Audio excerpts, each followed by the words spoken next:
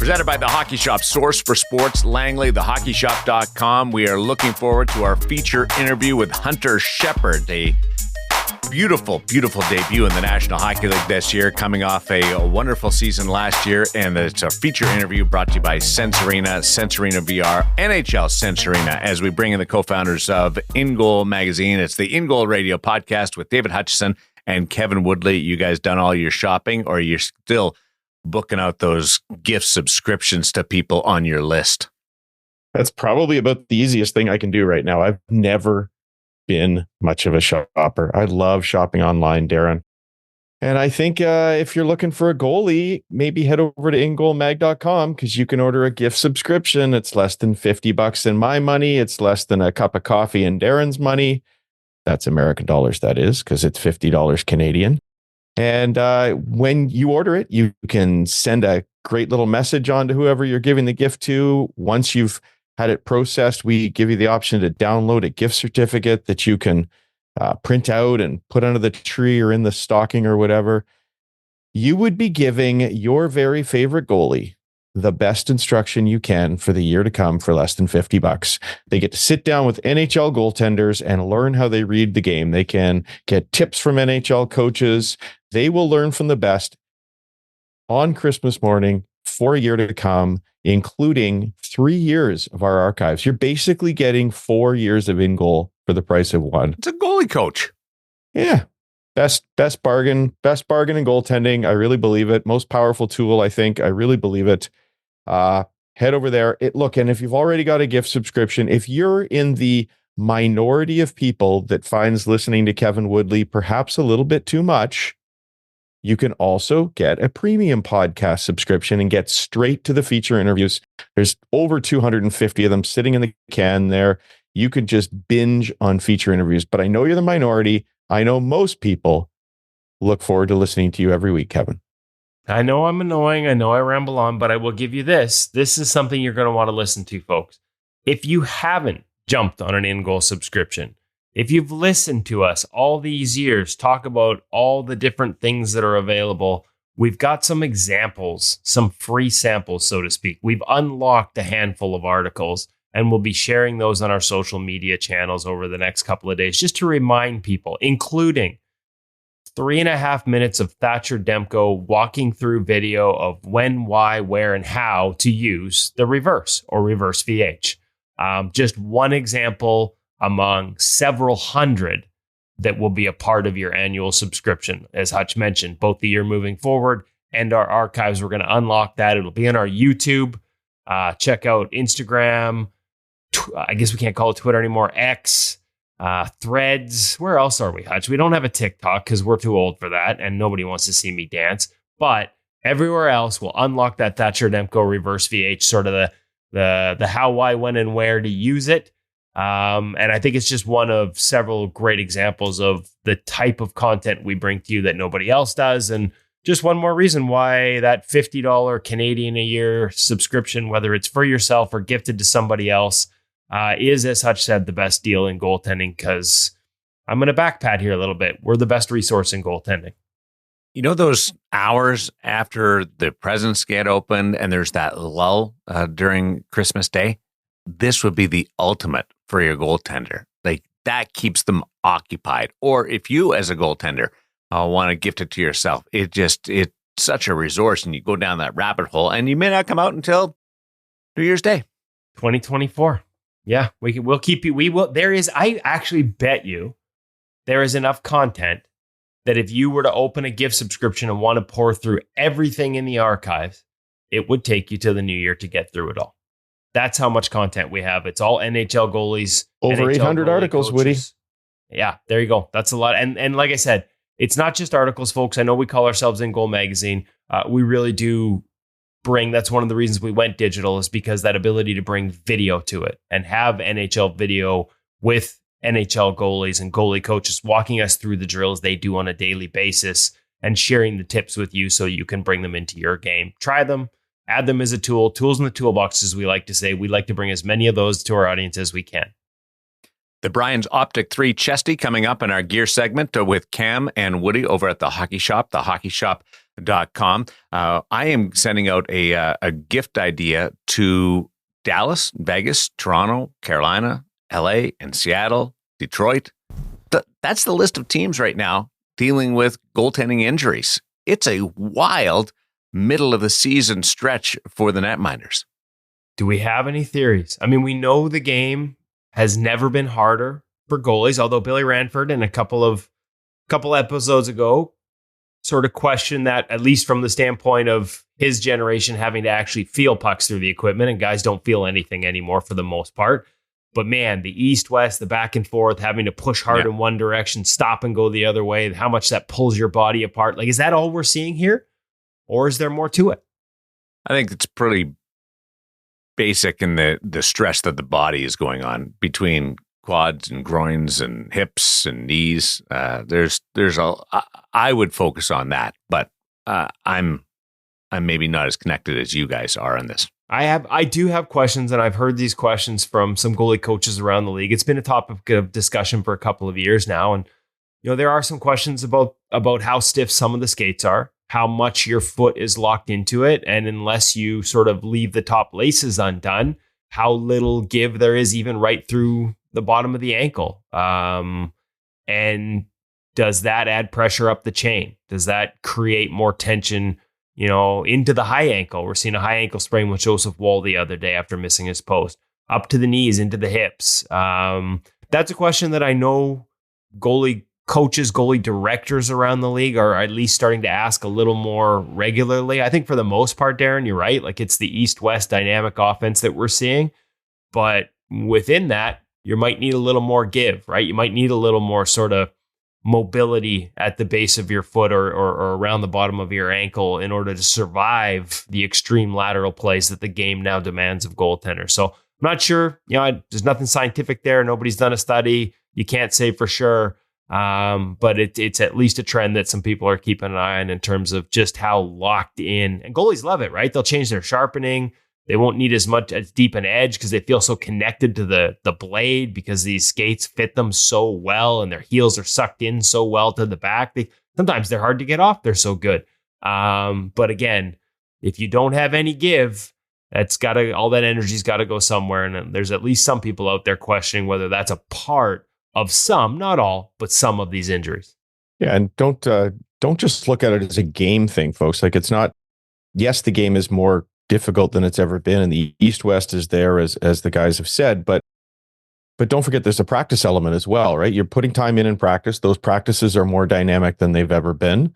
We know that a lot of organizations move towards maybe shorter but higher intensity practices because they want to give the guys a little bit more rest. But that probably makes it a little bit tougher on the goaltenders as well. And then when you're a pro, you're trying to fit in the off-ice work that you can around crazy travel schedules. The game is incredibly demanding now, and I guess we're seeing some of that come home for some of these guys. It's unfortunate, but it's going to open the door for other guys. You know what that means? I think we just did our Sense Arena read early. They need to channel a little Joey Daccord, Devin Levi, and get your reps in virtually. I don't know if you guys caught it. Obviously, I had an article at NHL.com we talked about last week with Joey Daccord talking about using Sense Arena in between periods in the intermission to sort of dial in his glove hand. Obviously, with the Winter Classic coming up, Darren, your Vegas Golden Knights coming up to Seattle, my neck of the woods, in just a week or so for the Winter Classic. There's the Road to the Winter Classic behind the scenes footage that's shot for the TV show they create leading up to it, and some great clips of Joey Daccord using the Sense Arena VR, in the hallway outside a locker room before a game to get ready to play. I thought that was really cool to see, and just once again reinforcing, what we've been saying for years. The new NHL Sense Arena may have allowed you as a beer league or up and coming young goalie to walk into these virtual locker rooms and onto NHL ice sheets and see what it's like. But the truth is, this product's been in NHL locker rooms for years already, and there's a reason it's legit. Hey, we support NHL Sense Arena. We love the product. We use the product. But there's a reality that if you're a young goaltender and you have access to this, there's a bit of intimidation about taking that to the rink, around your teammates, around your coaches. Big time. What the currency of watching Joey Daccord on the Road to the Winter Classic offers up our goaltending community is extensive. Like I don't think there's a dollar amount that you could put on the marketing or just the acceptance of being able to adapt that into your regular routine in and around the rink, because being able to fall back on, I saw Joey Decord on the National Hockey League doing the same thing on Road to the Winter Classic. He does it. Why wouldn't I take advantage of that? And coaches and players all of a sudden will be much more open to it. Normalizing it, right? I think that's a huge point. Yeah. Even today in the game, even if you don't have the Sense Arena headset on, there are guys as you move up the ladder in hockey that will be giving you a hard time because you're doing that extra warm up, because you're doing that extra cool down, because you're doing the ball work. But know that if you're part of the InGoal community, you've got a huge group of supportive goaltenders and coaches who believe that what you're doing is the right things. So get out there and do the work. Don't be afraid to use the Sense Arena headset. And if you do, you're probably giving other goalies around you permission to give it a go too. So you're being a leader like Joey Decord. Now, at the beer league level, be prepared for chirps galore, because they don't like us. That's the fun of beer league. That's right. They don't like us tryhards. I'm going to bring it out to mine, not to get warmed up, but after my team gives up another night of countless 3-on-0s, I'm just going to actually put them in the headset in the locker room after and tell them, see how you do, boys. I had fun with my beer league. I was doing it and they were looking at me, but I wasn't really doing it. I was just pretending to do it. And they're like, "What are you doing?" I'm like, "Hey, give it a shot. Try it out." And I had other pictures taped into the goggles when they looked at it, and they thought that was pretty funny. It was just my way to have a little bit of a joke with them and have some fun. But I do think that there's an opportunity here. And if you have ever been on the receiving end of a little pushback by anybody, use us as an outlet. Send us a note. Send us your experience, and we'd love to talk you through it and help you out in any way that we can, and be your mentor. Hutch is, I got a son that's in the major junior level. He can certainly lean on little Hutch and what goes through that. There's Woody with the National Hockey League, the professional angles that he can reach out to. So we are a resource to you. It's a perfect time of the year to offer that up. And maybe we can align the sights a little bit on the goaltenders. We've had a number of guys go for goals lately, and some that maybe you don't fully expect to be going for it. But we've watched 5 guys in the last week take shots at the net, and we haven't had a goal. Didn't we just have Woody say, "I'm surprised we haven't had more"? Yes, right. Just last week, I think it was. What he was saying. I've been predicting for years, and then we get a text on the InGoal group chat from Darren saying, "Oh, there've now been 3 guys." 2 minutes later, I text back, "Nope, now we're up to 4." Guys are trying. Another one the other night. What a great week! Lucas Dostal did not miss by much. Man, that was close. Outside of the post, basically. I can't believe, and this is my observation of it, because I remember Hexy doing it on rims, grabbing it, and he's behind the goal line, and he's going for.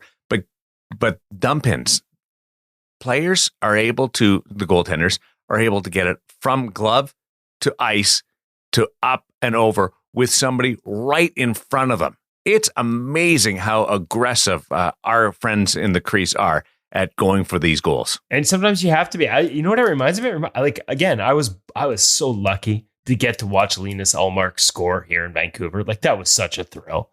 And doing the post-game interviews after, like, one of the things he said, like, he didn't know he'd got, like, for a second there, he wasn't sure because he chucked that over top of fast approaching forecheckers. Yes. And he wasn't sure he got it over them. And if he hadn't, there was a yawning cage for them to knock it into. And he wasn't sure for a split second there whether his attempt had cleared them. I mean, it landed at the far hash mark practically, certainly inside the top of the circle.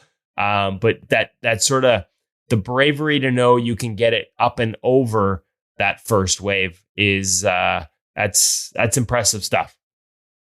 I would be afraid to bounce it in off the shin pads or the body and just have it go in. I'd go full Bob.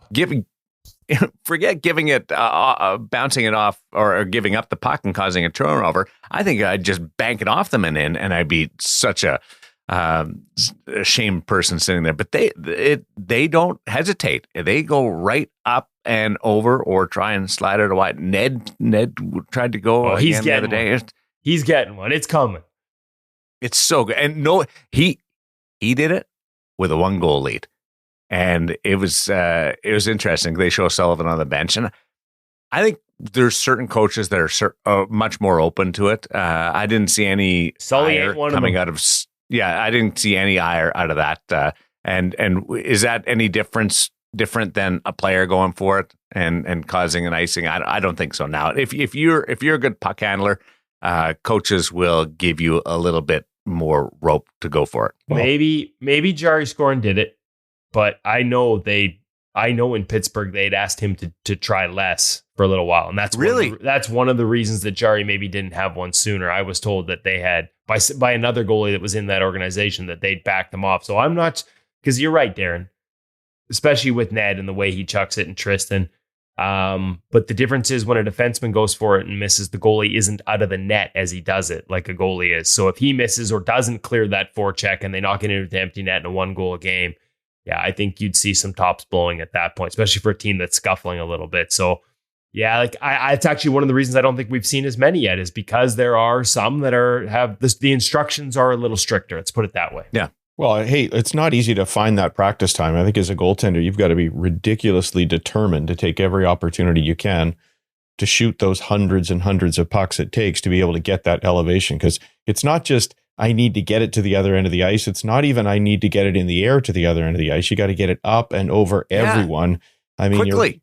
Yeah, huge. So are you doing the 1 knee down technique to rip that thing up high real quick? I don't know what it is, but you've got to practice. It's hundreds. You can't hope that puck into the other zone. Can you guys do the 1 knee down? If I try it, I'm got 2 knees down and I'm sliding back after I give the puck away. I can do 1 knee down. I just can't get back up. The 1 knee down is really impressive, the way they can get some zip on it and some height on it. Yeah, and I would argue it's not just a skill for scoring, right? It's a skill that you can use for clearing the zone on a penalty kill, which is a fun thing to pull off too. Totally. Yeah, I'm lucky if I get it past the blue line. So there's no fear of Kevin ever hitting an empty net, that's for sure. My team cringes when I go out to handle it. They yell sweep, hurry hard when I handle the puck. I can relate, my friend. I can relate. Some guys don't even have to play the curl anymore, the spin. They loft it so far down the ice. I'm fully borrowing 4 feet of ice as that thing slides back towards the middle of the ice, middle of the net. When I handle the puck, it's not so much goaltending as it is shuffleboard. I think we'd expect somebody from Brandon, Manitoba to be a solid curler, though, wouldn't we? I can throw a rock. I love my curling. We got a rink starting up here at Curling Club in Vegas, and I cannot wait for that to get off the ground. The Brian's Optik 3 Chesty over at the Hockey Shop, the hockeyshop.com, source for sports Langley, and things are busy over there, Woody. Yeah, incredibly so. We've got a few more in the hop. We got Brian's Optik 3 this week, and we'll check in with Cam on the details there. We got Brian's Optik 3 matching pants, which also have that sort of that just high quality, rich feel that you've come to expect from the folks at Brian Custom Sports. Those will be our segment next week. CCM All Out. You can now order. You're going to see the gear sets. We're starting to see them already for the upcoming World Junior Championships. All the custom looks. You've seen our InGoal custom set. That's now open to the public, so you can reach out to Cam. We got a segment on that and how to go through that process. But if you got any questions, you can check them out. There's new gear coming in. We saw the agent stick from Bauer in recently. There's a ton of new gear still coming in, which is normally rare for around Christmas. Obviously, Brian's too, with the new iconic set. Hutch is shaking his head because he asked that the level. That's the best part. We're just making you do the miserable. Echo, you do the whisper, and Hutch just shakes his head every single time. Sorry, he Hutch. shakes his head. It's like there you go, iconic, and the third echo is Hutch shaking his head. Okay, so you're not wrong. Iconic is there. There are also sales. We talked last week. Yeah, the new Warrior Ritual F2 mask, but the F1's on sale for $700. So it is a busy time of year. Last minute Christmas shopping. We talked about a great gift being the Paddle Wedge Trinity underglove. They sold out of that. They brought more in already. It is buzzing over there. If you got a goalie on your wish list and you can drop by in person, make sure you check them out before Christmas. If it's too late for that, you want to buy yourself something for the new year, or you're just looking for sale items, they've got plenty of those on right now. Make sure you check them out at thehockeyshop.com. And before we go to Cam on the Brian's Optik 3, I do have to say a little something about Iconic. Cam is now referring to himself as Iconic. I think that was actually somebody who watches the gear segment who left it as a comment. So let's not give Cam the credit. I think his wife may have referred to him as Iconic at the Hockey Shop Christmas party. So it wasn't like misusing the word ironic. Cam is living that Iconic lifestyle now. He may not, I don't know if he's wearing the gear, but he's very much put himself. So we're going to have to stick a pin in that balloon and see if we can bring that head down a few sizes just so we can fit it into the many masks they have on sale right now at the Hockey Shop. But for now, it was small enough when I saw him that we could get it into the chest protector. It would fit through the little hole at the top of the Brian's Optik 3. Let's get all the details on that from Cam at the Hockey Shop.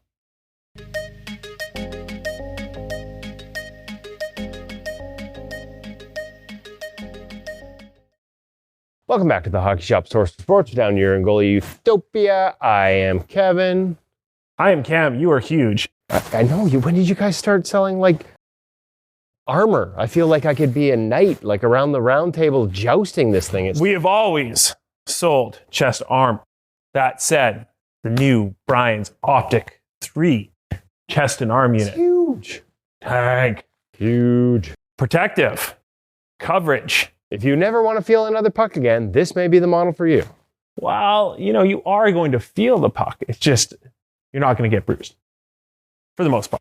I think it might require some break-in just to feel the puck. So now, we'll dive right into it here. So as being an avid Brian's chest user myself previously, and anyone that has been fans of Brian's chest before would know that they do take a little bit of a break-in period. So Optik 3, obviously replacing Optik 2. Optik 2, very popular in terms of on our wall and even at the NHL level and other pro leagues all combined. Knowing this, they continued off of that play and have created an NHL legal. I actually don't believe that, but NHL legal chest. Amazing. But some of these who are familiar with that Optik 2 or familiar with previous Brian's chest, again, know before that they do take a little bit of time to be able to get that little bit more soft, a little bit more mobile. It will come, and it's going to pay off with a very long-lasting protective chest unit, but you got to get over that kind of hump before you can get there. So, as you can see with Kevin, very wide arm, elbow floaters, nice overall presence, very squared off where it can be. Kevin is sitting down, so it is popping it quite a bit up. Let's check with the producer. Do I dare stand up? Can I stand up? We're breaking the third wall here. Hold on. Stand by. We don't want anyone to... I can stand up, maybe, and there. So it's not, folks, it is not just when I'm sitting down, we see goalies go turtle shell when they're on the bench. This thing presents that big. We'll get Kevin to turn to the side here because now we can show some of the adjustability of the chest itself. So this is kind of cool. The padding as part of the strapping. Correct. Solid block. Your belly strap. Listen to that. Integrated into the actual chest unit itself.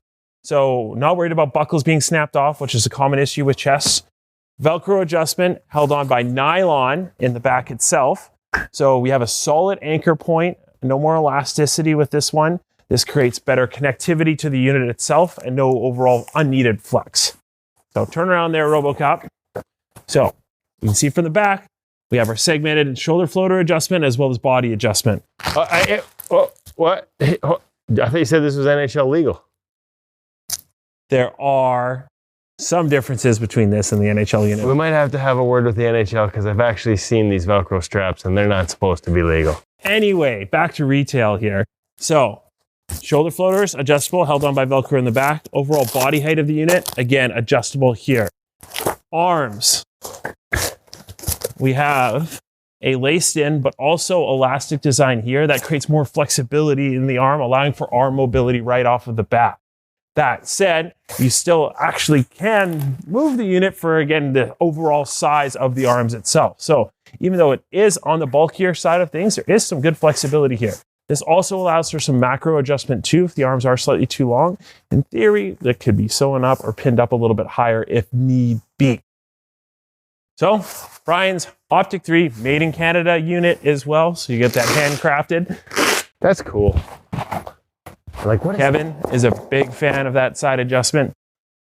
Big fan of the unit. Quite a large unit. Can be ordered custom too as well. Unfortunately, Brian's wait times are a little bit on the higher side of things, but if you are looking for a chest unit, different colors, wanted to mod a couple things, that is something that is available, and you can talk to me about it at 604-589-8299 or 1-800-567-7790.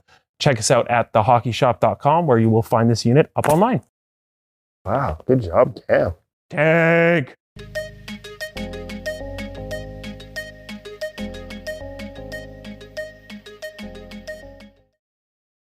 Did you make sure that Cam got back to his trailer okay?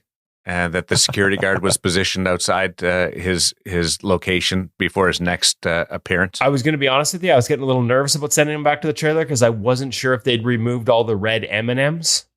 And, you know, as a goalie, we don't like the red light. Cam evidently is part of his rider for his trailer before he does his appearances as the icon that he is, the iconic Cam Matwiv, does not like red M&M. So I wasn't sure we'd had that sorted out in the back room, and I was nervous about sending him back to the trailer. The Brian's Optik 3 would be good for him if he was looking for personal protection. You might be able to get by without a security personnel.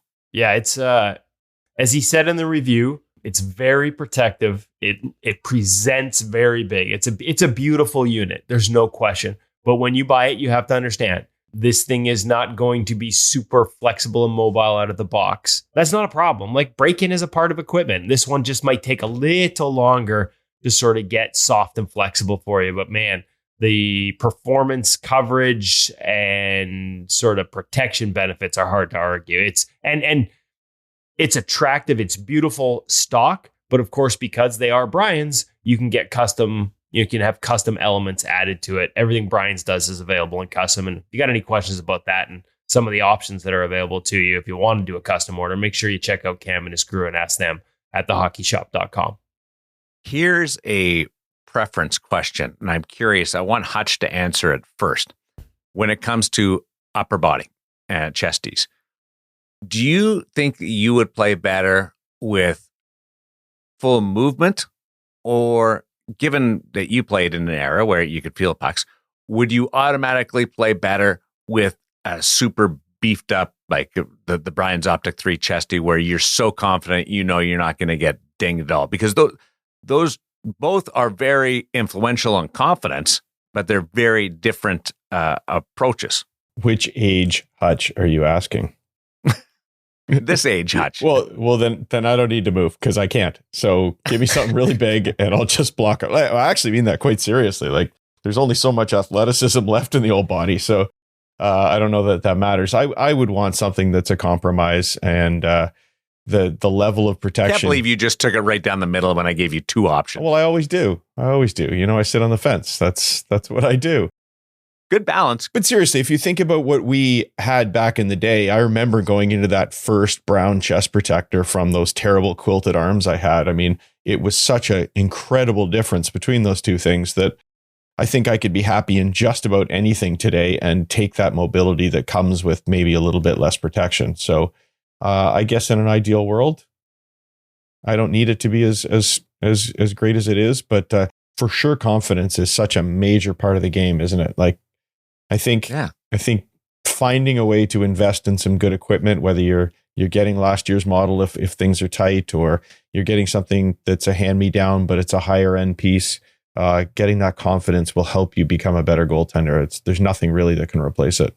And I get to wear some of the best in the business through my association with you guys and with Vegas and facing the best shots in the business, and you still get stung every now and then, and just not having to worry about that, I think would be such a benefit.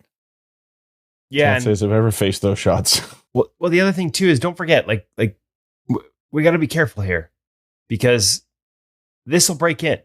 And it will have that mobility. It's just not going to be right out of the box. I'm saying I like it. Chesties. I like the extra The extra beef layer. Yeah, I'm with you on that. No, I'm old. I didn't start the position until 35 when, the Reebok Premier was available.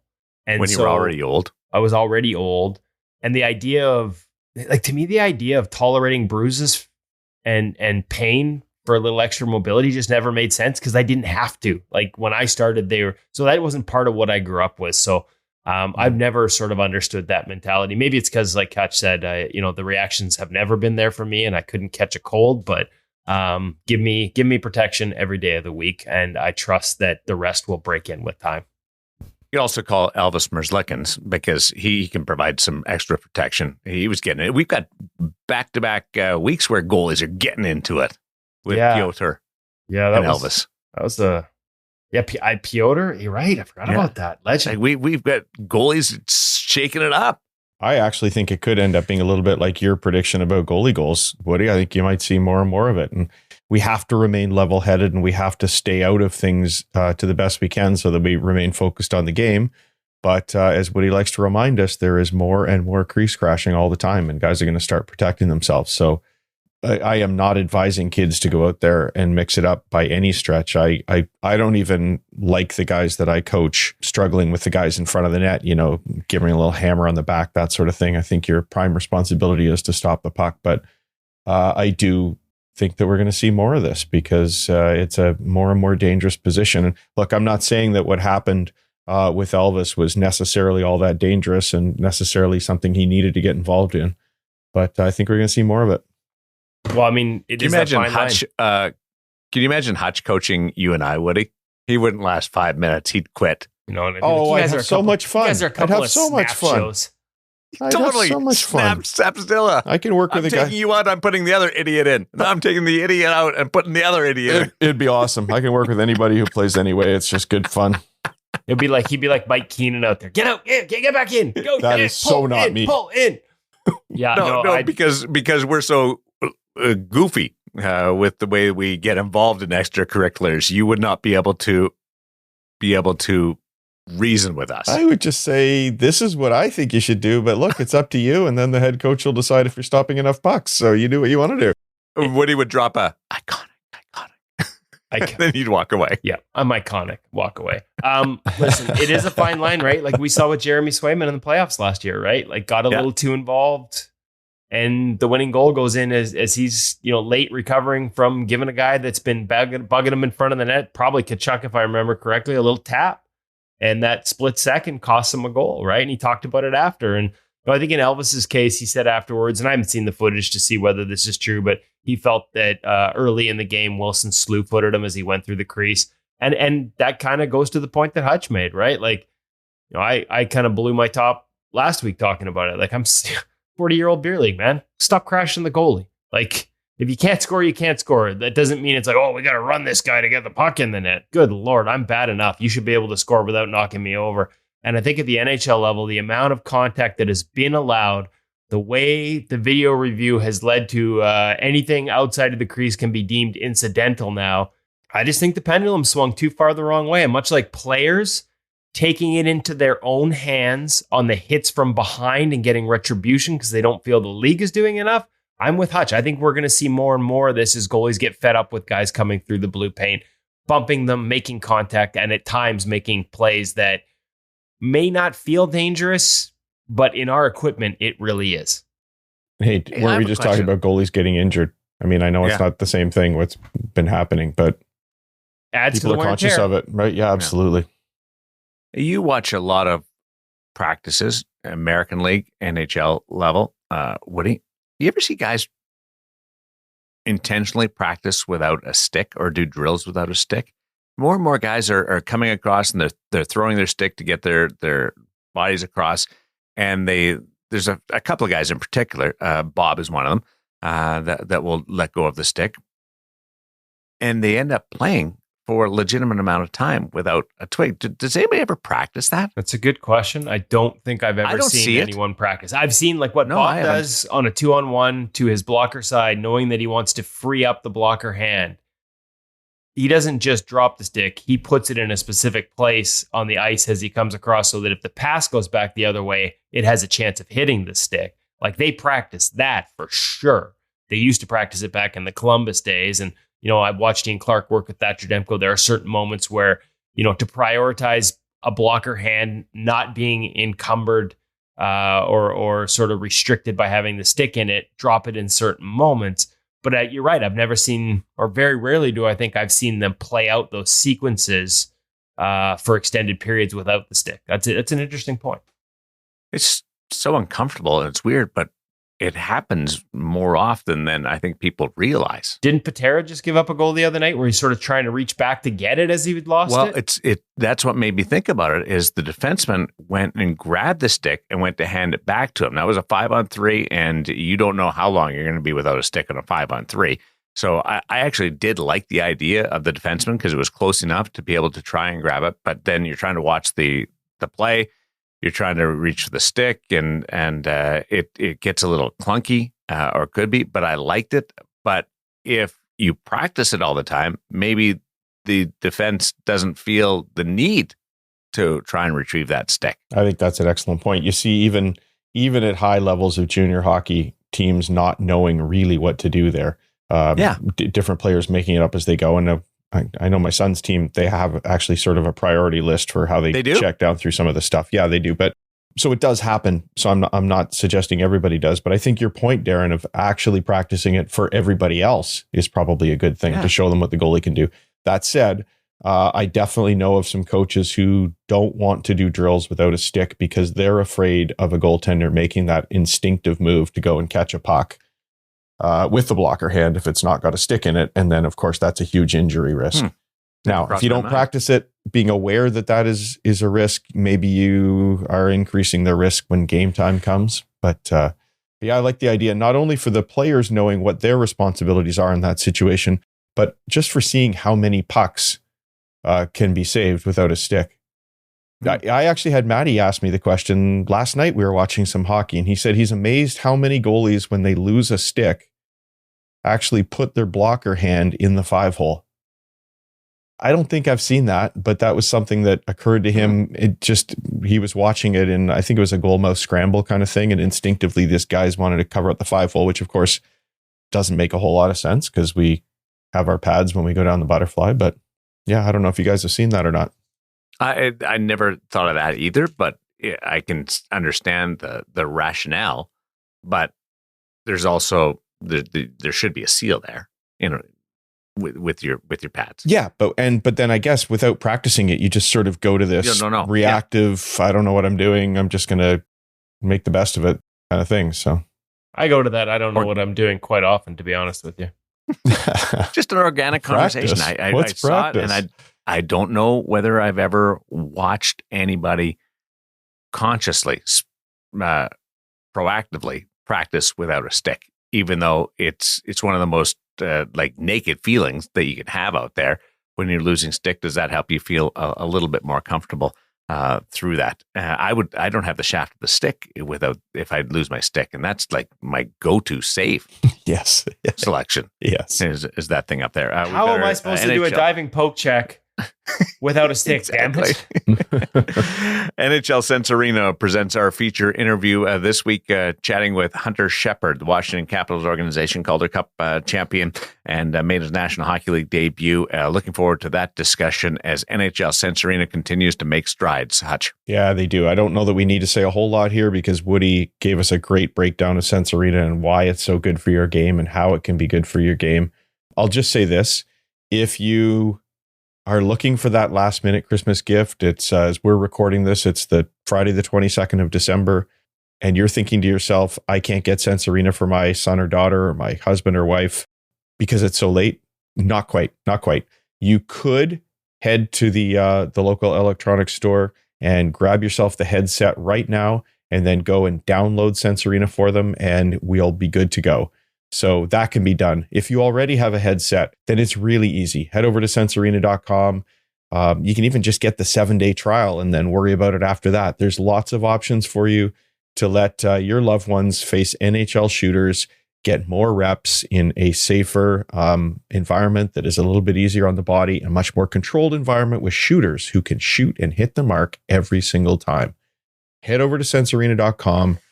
grab the incredible deal they've got on right now. I think it's like 50% off if you go for the full annual deal. And if you use the code IGM50, you'll save even more. Darren? Does that not sound attractive? Yeah. Last minute cool. shopping, check. Half off, check. My kid's going to be a better goalie and he'll have something to do. It's almost as good as an InGoal Mag subscription. Check. Buy them both. And you're cool. Check. Yeah. Just like Joey Decord. Yeah. That's the only way that I could be cool. Why is Hutch buried his head in his hands? I'm tired of listening to us ramble. You guys give me great ideas, and I'm just adding to the list of things I should probably not be doing right now because I should be out Christmas shopping. But you're all of those things, including cool dad. You're our cool dad, Hutch. You may be the first person who's called me cool without the word "not" in front of it. What about Hunter Sheppard? First of all, I love his mane. Like he has just got a wonderful head of hair. As the kids say, he's got some good salad. He's a cool customer. He's pretty laid back, and I loved his approach. I love the conversation. He talks about the nerves of that first NHL game and all the extras that come with it. People reaching out, congratulating, all meaning well, but just how much that adds to it. How much better he was in his second game without that. Talks about a path that is at times winding and didn't always look like it was pointed towards playing in the National Hockey League. So he has had to prove it at every level. And as he tells us in this interview, when you're a professional goalie, you got to prove it every day.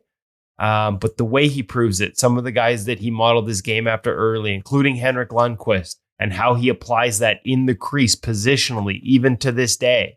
And some of the coaches along the way that didn't want him to do it that way. It's a fascinating conversation loaded with great insights that I think goalies at every level, every age, goalie coaches, goalie parents, there's going to be something in this interview that you will take away from it that may help you, whether it's now or down the road. So really enjoyed this time. Can't thank the Hershey Bears enough for facilitating it, giving us a full half an hour plus with Hunter Sheppard. I really enjoyed it, and I hope our audience does too. Hunter Sheppard, the Sense Arena NHL Sense Arena feature interview on InGoal Radio, the podcast.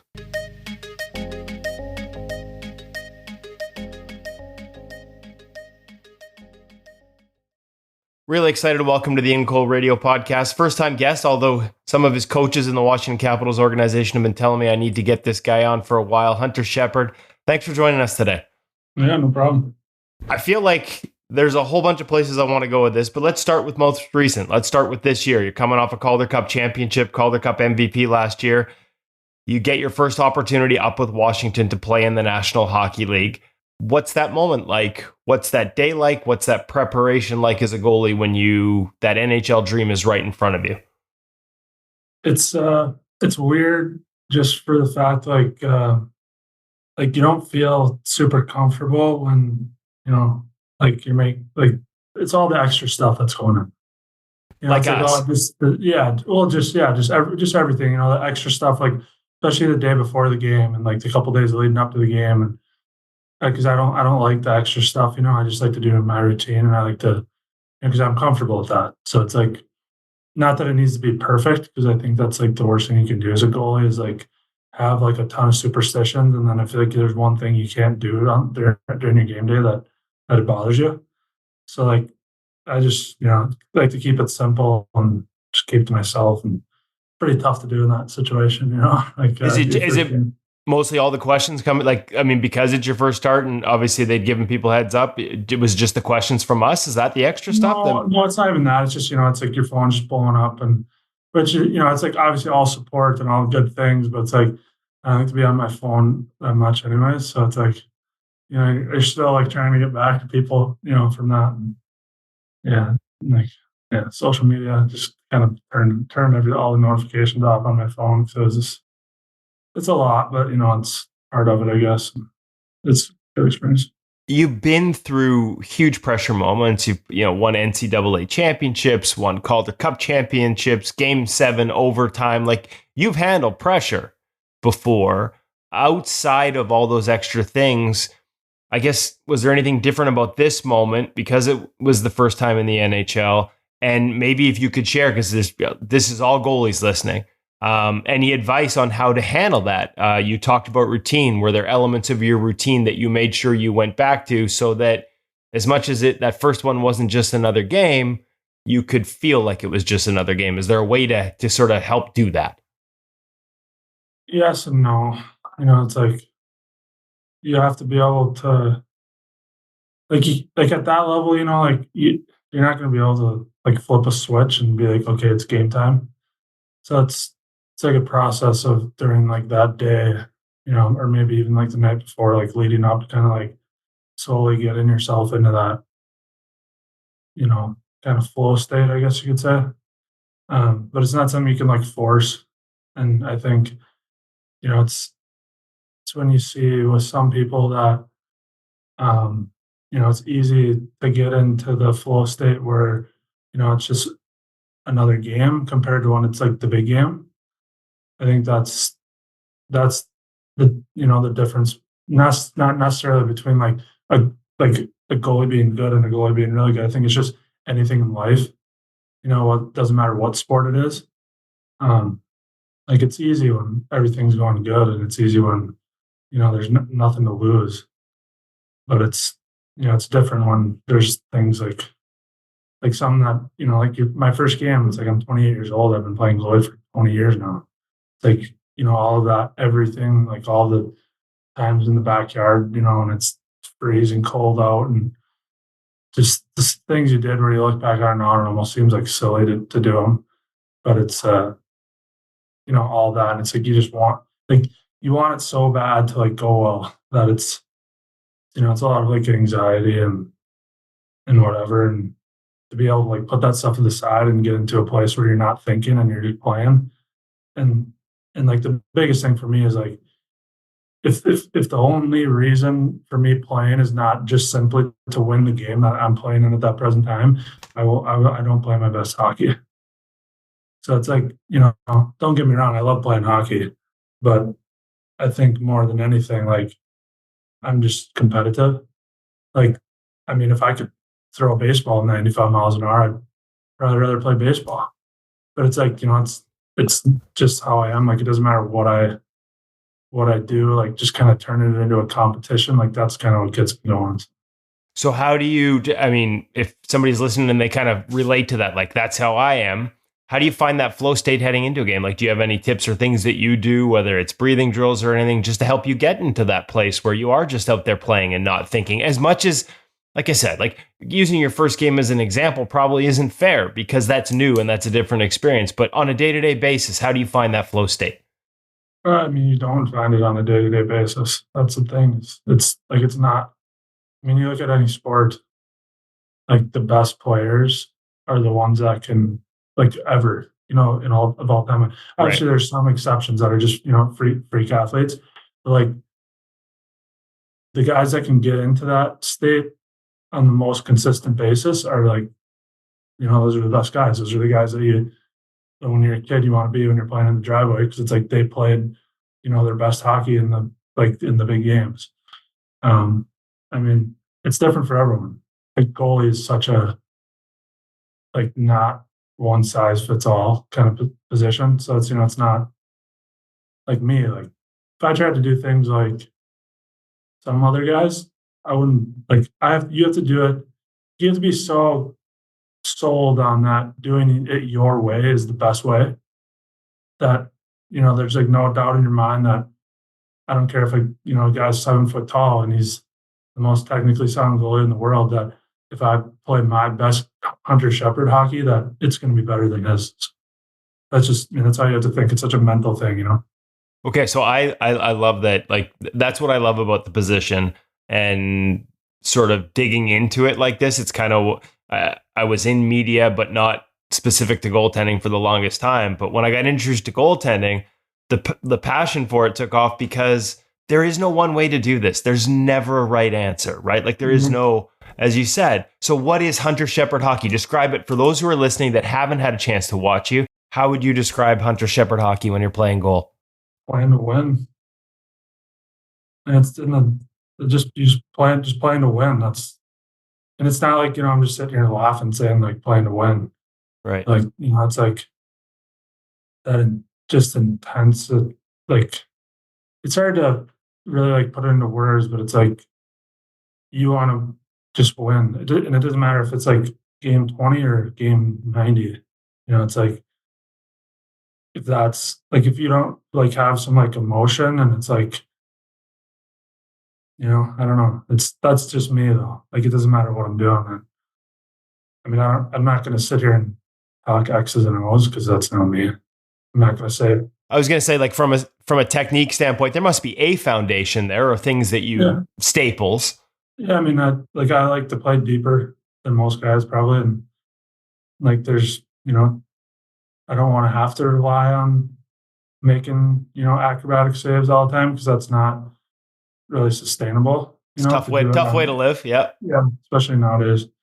But like I'd rather sit back on the goal line and say like I seriously think like just that's the strong part of my game. Like I can play further back because just reading the shot in my hands, that's like my strength. So like I'd rather sit back on the goal line and make a guy beat me with like a perfect shot than be out at the top of my crease and give up a wide open net, back door because I'm being too aggressive. So like as an outsider to that, that would seem to be a bit of a juxtaposition to the competitive nature, right? Like, because I think of competitive, I think a lot of people will think like active and attacking. So to be able to mix that patience and still have that competitive edge, actually, there's another guy I think of when I hear that, and that's Henrik Lundqvist. He used to talk to us about sort of, what was it? It was like a controlled intensity that he tried, a state that he tried to find. Is that when you talk about guys you grew up admiring on the driveway, he the guy? Yeah, I mean, it's weird because like him and Jonathan Quick were my two favorite goalies growing up. That's like, I don't think anyone ever really will be able to play the same style as either one of those guys, know, but like, I mean, obviously like, when you're growing up, it's like you're watching YouTube videos and it's like, you can take like maybe one or two things and try to, maybe do it like half as good as them because they're so like some of the things they did was like so unique. There's just like another weapon in your, toolbox. But that's one thing I found out in college is, in my first year there, I only played one game, and I worked with the goalie coach all year, and like that was the first time I really had a goalie coach where I was like, I needed to do things one way. Okay. And that just doesn't work. It wasn't working for me. So like at the beginning of the next year, I just totally changed everything that I was doing. Like I've just played with like I've been trying to do everything how you're supposed to do it. Like I'm out like top of the crease, square, set, everything, and I just totally said I can't do that. That's not me. Like, if I'm gonna try to be everyone else, I'm not gonna like get the best out of what my abilities are. So like I just moved way back. Like in practice, there's a lot of times like I'll just stand on the goal line. Just because like if I can wait and wait and wait and like wait for the puck to get released, and as long as I'm like reacting to it and moving the right way, and also you get a much better sense of like where you are in the net that you're filling. But the main thing is like you don't give up hardly any empty nets. Like you see guys out, which, and everyone does it different. I'm not saying it's right or wrong, but for me, like if I'm out at the top of the crease and, as soon as you stop, you're stuck. So it's like, if you stop and you don't have any drift back and the guy passes it, you see all those, the highlights where it's tic-tac-toe and the guy puts it in an empty net. Like my whole philosophy is if that never happens, then like in the course of a season, the percentages for me at least, I think are way, way higher than trying to, be out at the top of the crease all the time. Because you're giving yourself a chance. You're literally giving yourself a chance to stop every puck. It's funny because, those backdoor open nets, quite often what follows it in those highlights is the announcer saying the goalie didn't have a chance. And I always like to rewind it and be like, did he give himself a chance? Yeah. I mean, like obviously guys make good plays sometimes, and that's just part of the game. But I'd rather make a guy beat me being far back but set and square. You know, like, and I think partially too, like you kind of get sometimes, like depending on your size, like you get in that depth range where, yeah, you're covering a lot of net, but like the spots that are open are like some of the harder spots to get to on a good shot. It's like that one right over your pad, you know, like inside the post, or that one right by your ear. So it's like, I'd rather be able to like move more than have to get those ones, you know, that are, and then when you give up a rebound, it's weird because like if I'm a foot or two, you know, outside the goal line compared to like toes, like just outside the top of the crease. And let's say I'm on my angle kind of towards the, you know, like just to the left of the right circle. Like if I go down and I turn and back and look at the far post, it's about 2.5 or 3 feet when I'm back compared to like 5.5 or 6 feet when I'm out at the top of the crease. Like that's a huge difference, you know? And then it's like, then you're not rushed. You don't get thinking like ahead of yourself, that for me at least. Then it's like, I can be here, make the save and track it.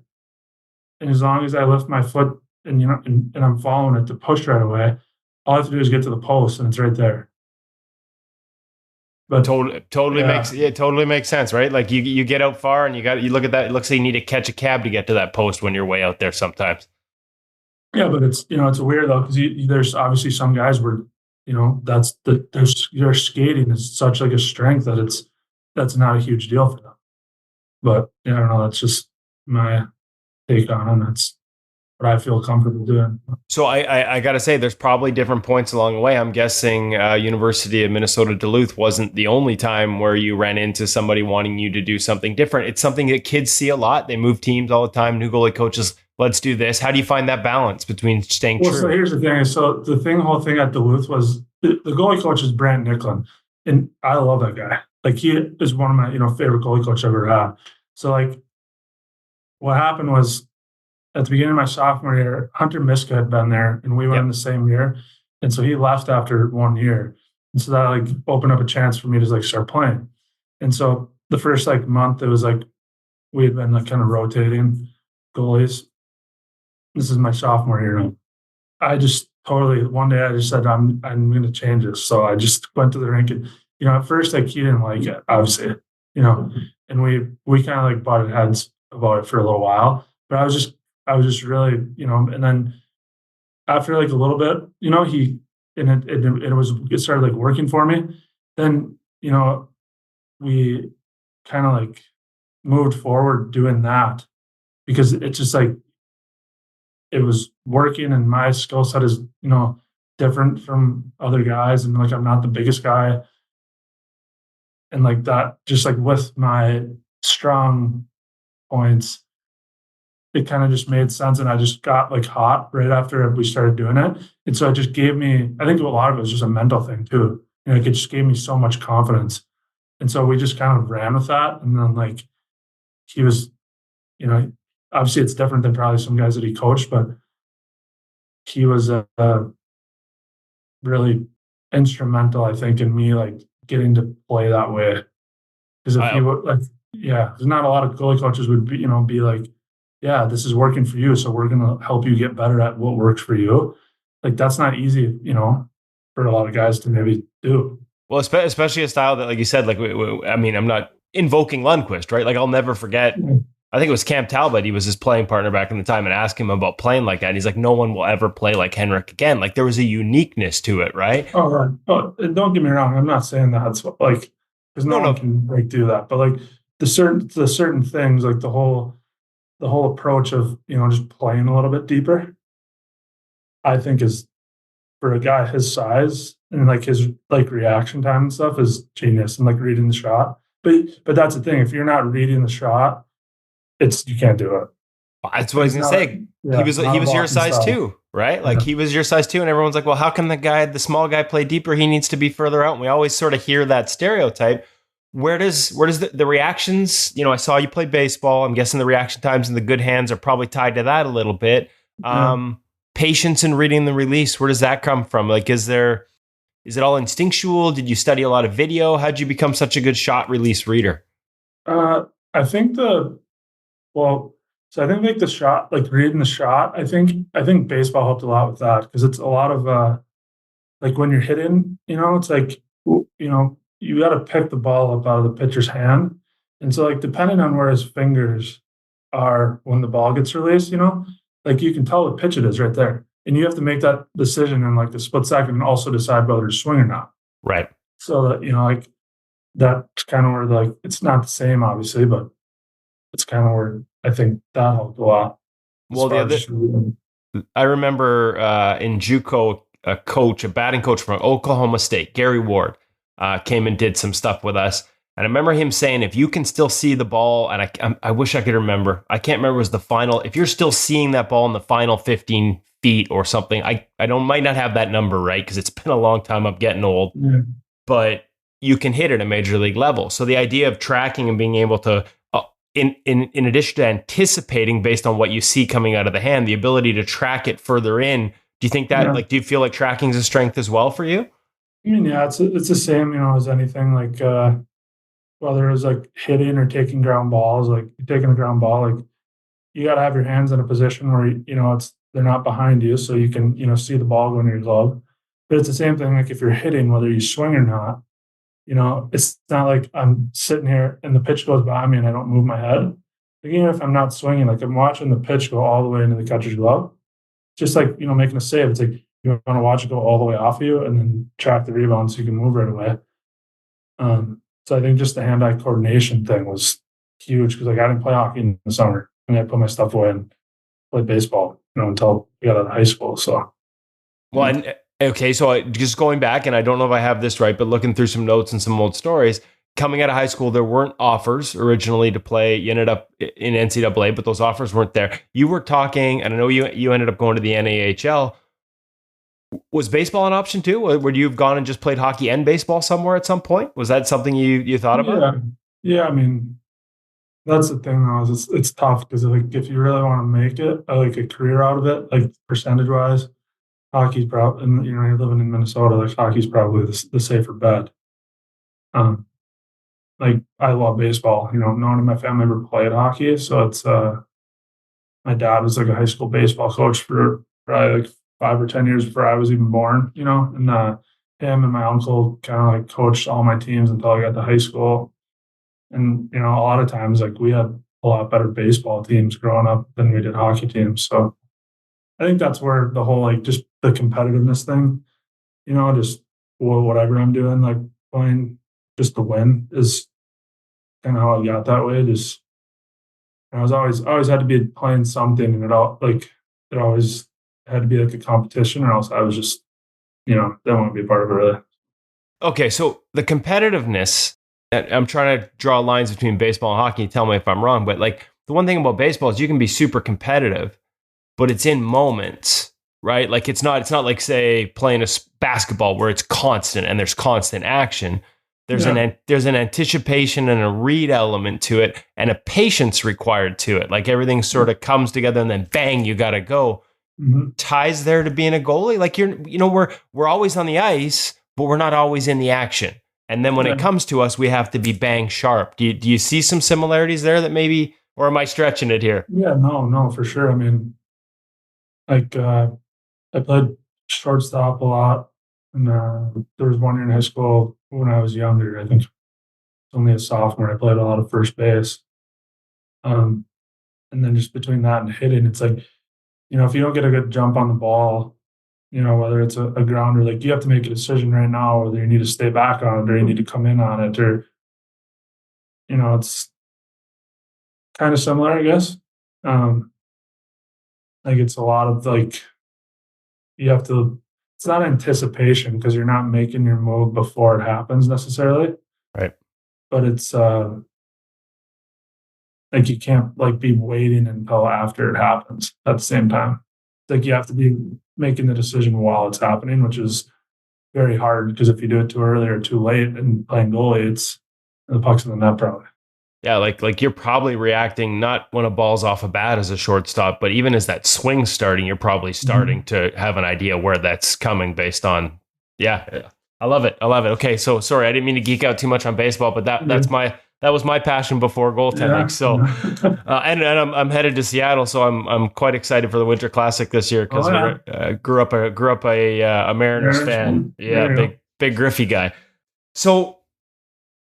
Was the second game easier to sort of bring it back to this year? I want to talk a little bit. Yeah. Night and day. Obviously, like New Jersey's got some guys, when they get the puck buzzing around, it's something else. But it's the second game was just felt much more just like a normal game, because it wasn't all the extra stuff. Yeah, just a normal routine. Which, it's not always going to go like that. It doesn't matter if you're in the NHL, if you're in the East Coast League, like it's just trying to stay even keeled. So it's like, you don't want to get all super, super happy and, excited and whatever when you win. And you don't want to get, too down when you lose. So it's like, we won the game, but I don't think I played as good as I could have the first game. So it's, winning the game is always number one, right? But at the same time, there's always going to be games, especially when you get to the end of the year, where you might have to get a shutout. Like we had a couple of games last year like that, where there might be a game where you have to win and you can't give up a goal. So if you're going to go all year and say, "Oh, I didn't have a chance on this one. I didn't have a chance on this one," well, there's going to be a game where you need to put yourself in the position where you have a chance to get that one, because we're going to need that one. That might be the difference in, going home in the end of April or, playing until middle of June. Played till the middle of June last year. What was that experience like from, do you take confidence out of a year where you finish as Calder Cup champion, Calder Cup MVP? Does it build throughout a playoff season? Did it exist throughout? Like, do you get extra from a season like that to bring into this year, or are you just tired after a grind like that in terms of the off season and managing preparation for this year? I think it gives you confidence. I think for me, it was more kind of gave me I just proved to myself and to everyone else that I can do it. I can win at this level. And as a team, we could win at this level, but those games don't help us this year. None of the saves I made last year help me now. So you have to get over that. And because I think you see it in the NHL all the time where, a guy wins the Vezina Trophy and then the next year it's what happened? So it's very hard because, it's nowadays, they have, in baseball, they have the heat maps of the guys' strikes to what pitches they hit well and which ones they don't. Well, they got that on a goalie for about every inch of the net now. And those guys watch it before every game. So the better the shooters are, the more skilled they are. It's you got to be pretty well-rounded and on your game, or else it doesn't go well. You have one night where you're just not seeing it well. You're not reading the plays well. You can give about 5-6 goals. Even look at that New Jersey game. Everything was going good, and it's they only got 4 goals, and it's on top of the guys being that good, and maybe you don't have your A+ stuff.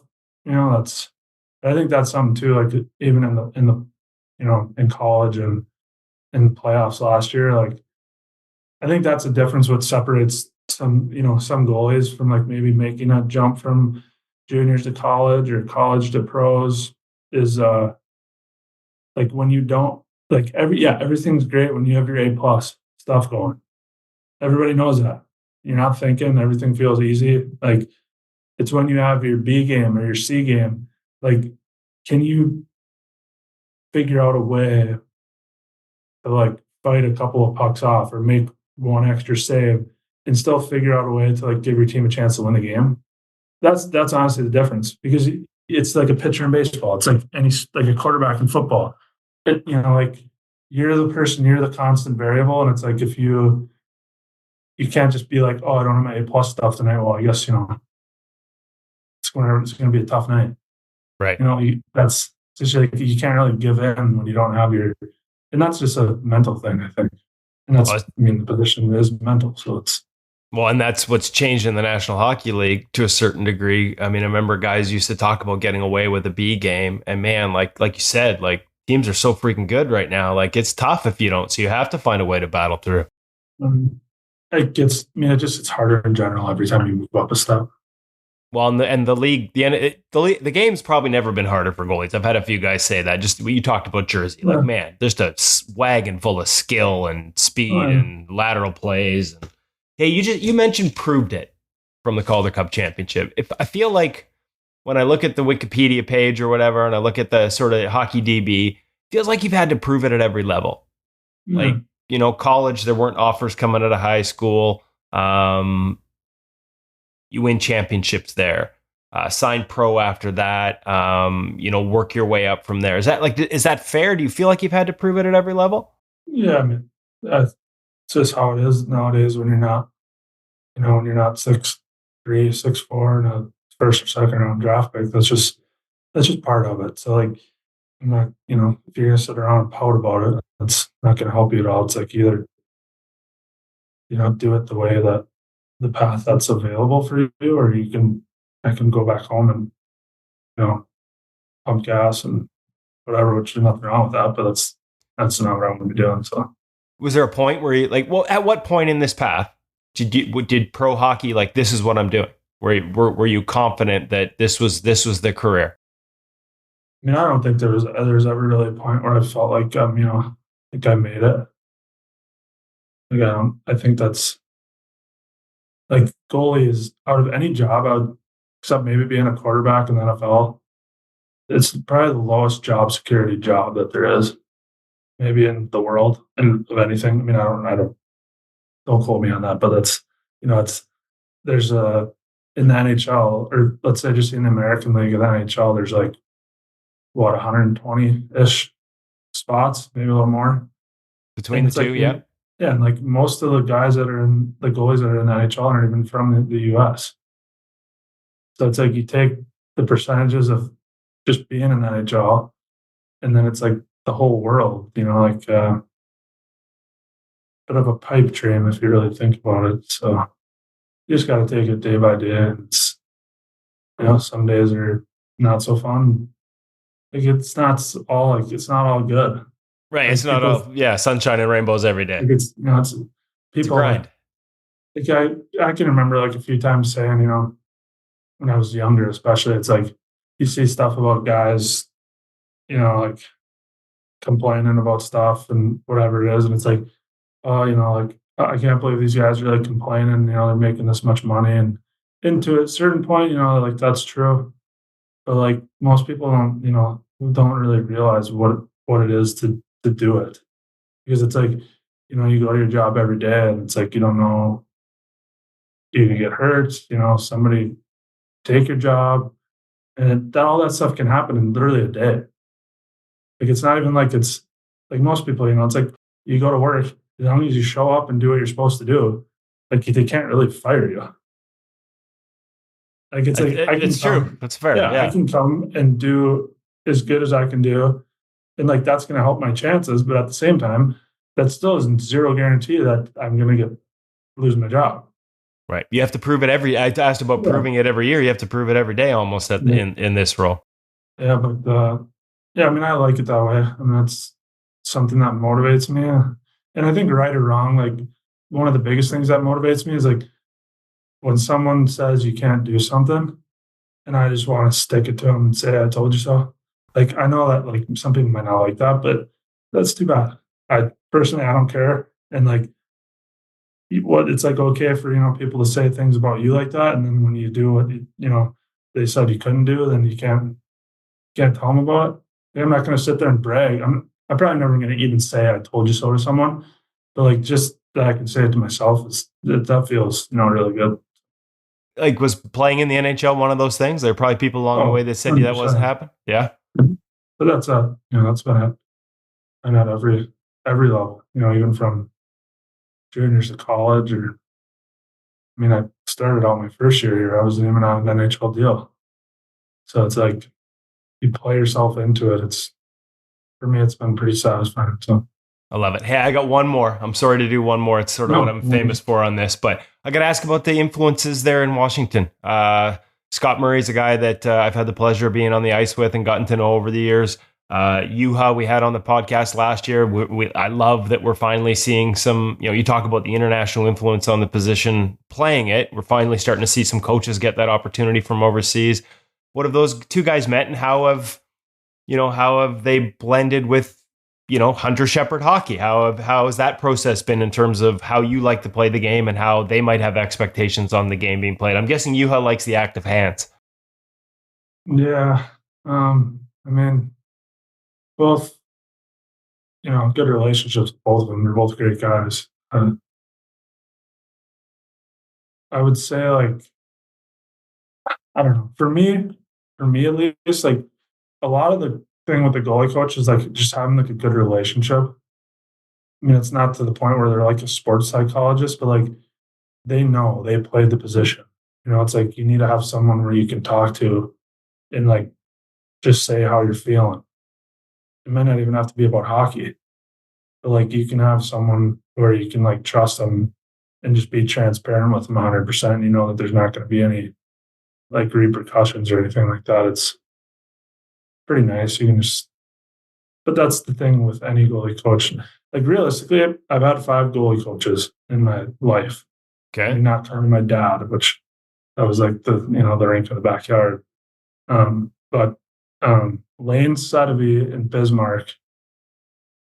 That was NAHL. Honestly, I probably wouldn't have made it to college without him. Yeah. And was it just more the mental stuff, or were there some also? It was kind of just, it was a few technical things, but it was more just just read and react and trust your game. And I worked with him more than I worked with anyone. It was every single day I would be, because he was the head coach there. And he was a goalie coach. Really? Yeah. So it was. Did I read that you turned down USHL opportunity because they didn't have a goalie coach? Okay. Yeah.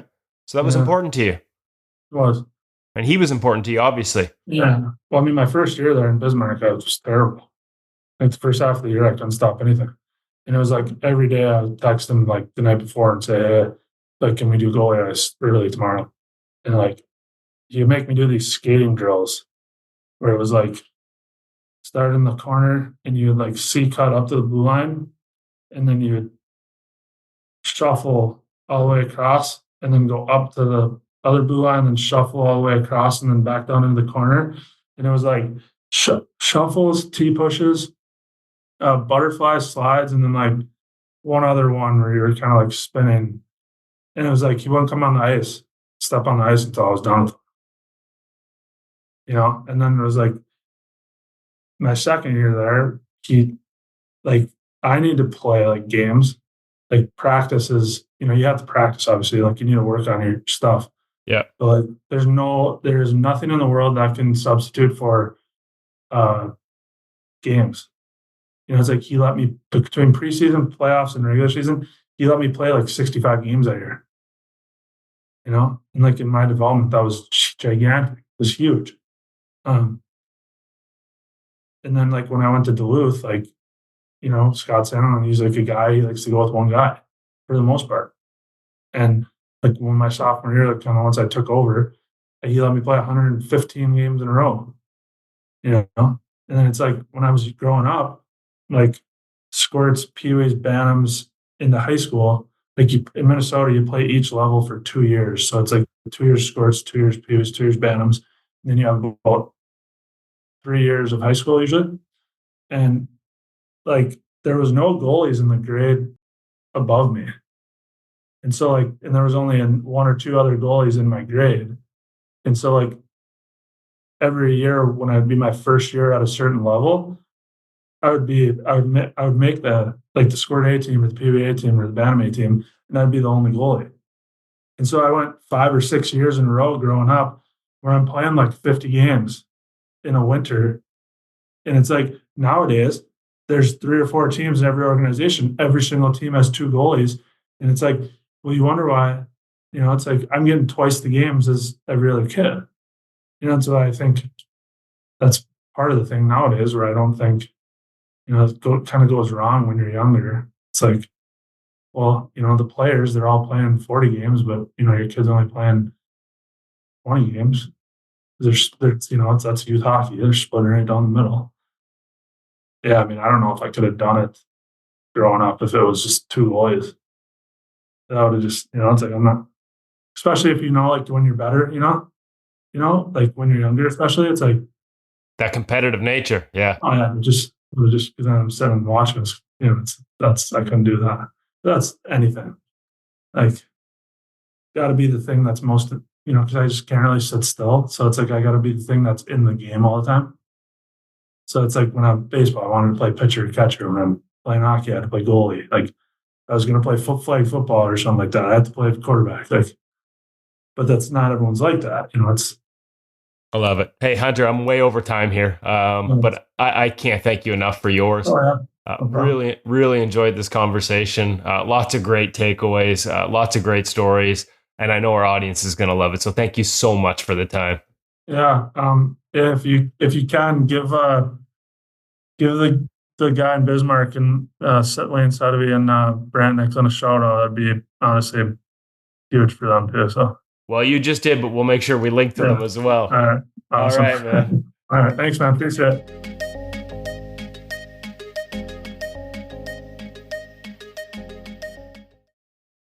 There's a player that he's in Hershey. He's been up in the National Hockey League. Then he had the one day where he was recalled because they had some sickness going through the team. That was in Vegas. Vegas and flu. Darcy. Yeah, you're right about that. The guys were a little bit banged up, and Hunter had to fly across the country to get here. He actually missed warm-up. Darcy Kemper was the only goalie in warm-up that day as Hunter landed and was shuttled over and then backed up. He backed out without ever going on the ice for pregame warm-up. Darren was calling the airline. He's like, hey, could you just not put the not give them a gate for half an hour, because I'm pretty close here to getting called out of the booth down to the e-bug spot for Vegas. Just don't let Hunter off the plane or hide his skates or something. Well, yeah, you got a buddy in baggage who can maybe lose the bag. I do have buddies in baggage over there. Do you? Well, then ask for some help.